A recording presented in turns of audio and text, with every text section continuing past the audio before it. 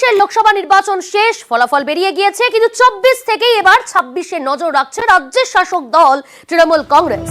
আজ কালীঘাটে গুরুত্বপূর্ণ বৈঠক রয়েছেন, বৈঠক করবেন তৃণমূল নেত্রী মমতা বন্দ্যোপাধ্যায়। সেই বৈঠকে উপস্থিত থাকতে বলা হয়েছে জয়ী তৃণমূল প্রার্থী এবং জেলা সভাপতিদের। এ বিষয়ে বিস্তারিত জানবো, আমাদের সঙ্গে সরাসরি রয়েছে আমাদের প্রতিনিধি সোমরাজ। সোমরাজ, এই বৈঠকে কারা কারা উপস্থিত থাকছেন, কখন শুরু হবে এবং মূলত যেটা জানার, এই বৈঠকে কোন কোন বিষয়ে আলোচনা হবে?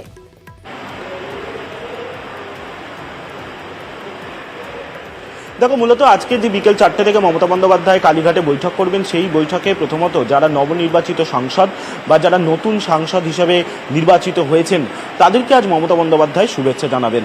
দ্বিতীয়ত, আজকের বৈঠকে তৃণমূল কংগ্রেস আগামী দিনে লোকসভায় কিভাবে চলবে, তার রণনীতি কি হবে, গোটা বিষয়টি মমতা বন্দ্যোপাধ্যায় অভিষেক বন্দ্যোপাধ্যায় স্পষ্ট করে দেবেন 29 জন নবনির্বাচিত সাংসদদের কাছে। তৃতীয়ত, আজকের বৈঠকে মূলত যে 29টি আসন তৃণমূল কংগ্রেস জয়ী হয়েছে সেই আসনগুলির মধ্য থেকে বিধানসভা ভিত্তিক ফলাফল ধরে পর্যালোচনা করতে পারেন মুখ্যমন্ত্রী এবং তৃণমূল কংগ্রেসের সর্বভারতীয় সাধারণ সম্পাদক অভিষেক বন্দ্যোপাধ্যায়। এবং যে 29টি আসনে তৃণমূল কংগ্রেস জয় পেয়েছে সেখানেও দেখা যাচ্ছে একাধিক জায়গায় তৃণমূল কংগ্রেসের ভোট ব্যাংক কিছুটা হলেও কমেছে, আর সেগুলি নিয়েও পর্যালোচনা করতে পারেন মমতা বন্দ্যোপাধ্যায়। পাশাপাশি অবশ্যই আজকে যেখানে বৈঠক ডাকা হয়েছে সেই বৈঠকে কয়েকজন জেলা সভাপতিও উপস্থিত থাকবেন।